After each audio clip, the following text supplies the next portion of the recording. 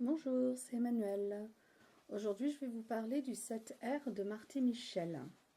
Donc voici un set qui est composé uniquement de deux pièces. Les pièces sont les suivantes, donc une pyramide et une pièce qui va servir pour faire l'angle, et en le retournant, lors de votre découpe, vous obtiendrez donc l'autre angle. Alors, cela pourrait vous sembler un peu étrange qu'un gabarit soit composé seulement de deux pièces. Mais en fait, ces deux pièces-là, si vous regardez sur les documents de Marty Michel, vous verrez que ça vous indique la taille. Donc ici, 5 inches. Et en fin de compte, ce set R peut être associé à un autre set de Marty Michel, qui lui va posséder toutes les autres formes, donc les carrés et les triangles, qui est en fait le set T. Et quand vous regardez les documents, vous voyez qu'ici, c'est indiqué 5 inches. Donc, ces deux sets indiquant donc tous les deux 5 inches, vous savez qu'ils vont être compatibles ensemble. Donc, en fait, le set R, je dirais qu'il faut le voir comme un complément de forme au set T. Puisque dans le set T, vous avez donc les formes de base, géométriques de base, le carré, le triangle, et vous avez aussi le trapèze. Et en fait, en apportant le set R, vous allez avoir donc deux formes supplémentaires qui va vous donner donc des possibilités supplémentaires lors de la réalisation. Et comme vous pouvez le constater, le set T, donc lui, qui est présenté sous un seul gabarit, en fait, forme plusieurs modèles, puisque le gabarit 102, en fin de compte, vous permet de réaliser le grand carré, le petit carré et le diamant. Et en fin de compte, quand vous allez assembler vos éléments du set R, vous allez bien arriver à la forme du carré du set T. Donc en fait, le set R, est à utiliser comme un complément du set T. Ou alors vous pouvez réaliser plusieurs modèles avec le set R, comme proposé à chaque fois dans les petits documents de Marty Michel. Il est à savoir aussi que si vous voulez composer d'autres modèles qui seraient compatibles avec le set T et le set R, il y a le set Q. Et donc le set Q qui est représenté comme étant un petit set, en fin de compte, puisque quand vous allez regarder le document, c'est indiqué 2,5. Mais si vous faites des blocs assez grands, vos blocs font des 5 inches. Et donc voilà ce qui compose le set Q, n'est-ce pas? Vous avez là aussi un grand carré, un petit carré, un trapèze, des triangles. Et vous pouvez donc mélanger le set Q, le set R et le set T et réaliser donc des modèles avec ces trois sets. Donc je vais travailler avec un fat quarter. Mon fat quarter, je l'ai plié en deux. Je vais prendre mon gabarit du 7T, puisque mon gabarit 7T fait 5,5, c'est-à-dire la largeur de mon 7R. Et je vais prendre une règle. Je vais faire glisser mon gabarit de haut en bas, voilà, pour avoir mon repère de 5,5. Je retire le gabarit et je coupe. Une fois que j'ai fait ça, je pousse tout ça. Là, je retourne mon tissu et je prends mon gabarit R et je le place comme ceci et je coupe. Voilà. Alors, on peut le faire directement sur notre plaque, mais c'est vrai qu'une plaque tournante, ça peut être pratique, car ce que ça va faire, c'est que quand je vais placer mon gabarit ici, ça va me permettre de tourner et donc rendre ma découpe plus facile, puisque en fin de compte, en tournant, j'évite ainsi de déplacer trop mon gabarit. Et ensuite de me mettre vraiment dans le sens de la découpe. Alors, donc voilà, deux triangles de couper. Et ensuite, vous prenez votre l'autre, enfin le morceau qui vous reste, et vous venez couper deux autres dedans. Donc, pareil, on fait tourner la plaque, on la positionne comme on a besoin, et on coupe.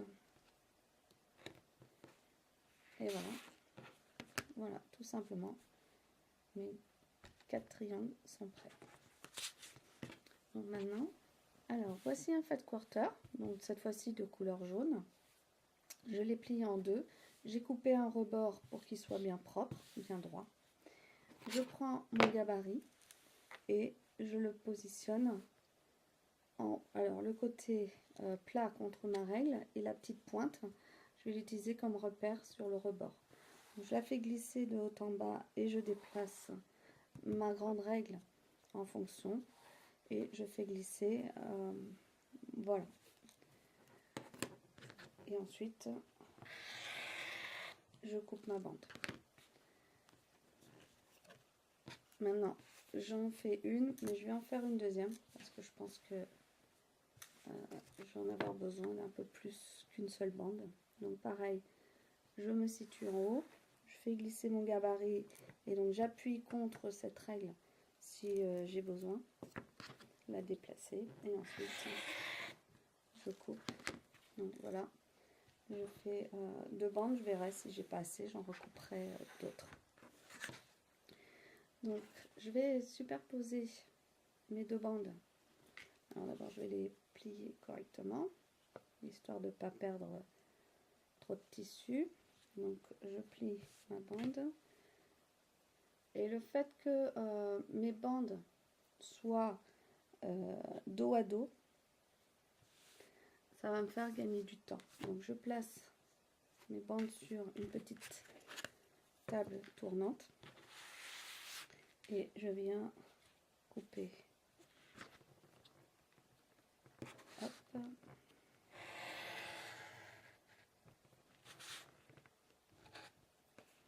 Voilà. Voilà. Et ici je coupe. Et très important, couper les petits coins des gabarits de marty, parce que c'est quand même pratique après pour l'assemblage. Et le fait d'avoir coupé, donc d'avoir plié mes tissus dos à dos, quand vous allez les ouvrir, en fait ça vous fera vos deux pièces directes. Donc soit vous faites ça, ou alors si vous superposez vos tissus comme ça, d'accord, n'oubliez pas un coup de couper avec la règle normale et un coup de retourner le gabarit pour réaliser l'autre. Donc deux possibilités, soit vous superposez vos tissus et dans ce cas-là un coup vous coupez dans un sens et un coup vous retournez votre gabarit, ou autrement dès le départ vous placez des tissus un dans un sens et l'autre dans l'autre, ce qui fait que quand vous allez les ouvrir vous aurez les deux motifs qui ensuite sont associés, donc et cousus avec la pièce centrale. Voilà comment on utilise donc le 7R, le gabarit du 7R. Alors donc voici un projet, un bloc qui utilise le 7R. Donc le 7R, la partie violette ça va donc être votre triangle et la partie jaune ça va être l'angle, avec ne pas se tromper de inverser la direction de votre gabarit pour réaliser donc soit l'angle de droite soit l'angle de gauche. Alors voici donc le bloc. Comme le carré fait 5 inches, ce bloc-ci faisant 2 carrés fait donc 10 inches quand il sera cousu bien évidemment. Alors utilisant le 7R, voici un autre modèle où j'ai utilisé mon 7R pour faire donc ce motif ici, violet et jaune. Et j'ai utilisé le 7Q pour réaliser les coins. Donc vous avez le Q93 pour faire les carrés dans les angles. Et j'ai utilisé le Q94 pour réaliser les étoiles du centre. Donc voici comment vous pouvez associer le 7R avec le 7Q.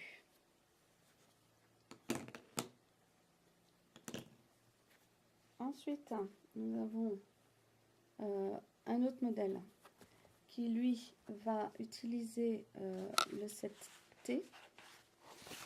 Pardon. Donc, lui, il va utiliser le 7T, mais en fait, il va utiliser cette partie-là, qui normalement est censée être utilisée comme le diamant, mais exceptionnellement, on va l'utiliser comme un carré. Donc, mes carrés dans les 4 angles et au centre sont réalisés avec le 7T102A. D'accord. Ensuite, pour réaliser les grands triangles rouges, j'ai utilisé le T104. Et ici, les petits triangles, normalement, c'est le T104A. Mais ça peut ne pas être très pratique de faire des triangles avec ce gabarit. Donc, si vous avez le Q, il s'avère que le Q94, c'est exactement le même format. Et là, vous avez plus de facilité puisque d'un seul coup, vous pouvez tout couper. Donc, voilà comment ici, sur ce modèle, on peut associer le T, 7T et le 7Q qui se situe là. Et enfin, le dernier carré que je vous propose, c'est ce carré et qui mélange pas mal de choses. On retrouve en grand triangle ici le T104 que j'ai utilisé pour faire mes grands triangles. Pour faire mes triangles des angles, j'ai utilisé le Q94 pour faire cette partie. Pour faire les étoiles du centre, j'ai utilisé les Q95. Donc ça vous permet de faire les parties rouges et la partie violette de ce motif. Et c'est aussi ce que j'ai utilisé pour faire mes extérieurs, c'est aussi le Q95. Ensuite, ici, vous allez avoir des carrés. Ici, là, dans ces coins, dans ces angles, vous avez des carrés. Et donc, c'est le QA qu'il faudra utiliser. Et enfin, on ne les voit pas très bien parce qu'ils ne sont pas encore cousus, mais ici, là, j'ai des trapèzes. Et les trapèzes, c'est les QB. Et voilà. Donc, en associant des Q et des 7T, on peut réaliser pas mal de motifs en s'amusant. À bientôt.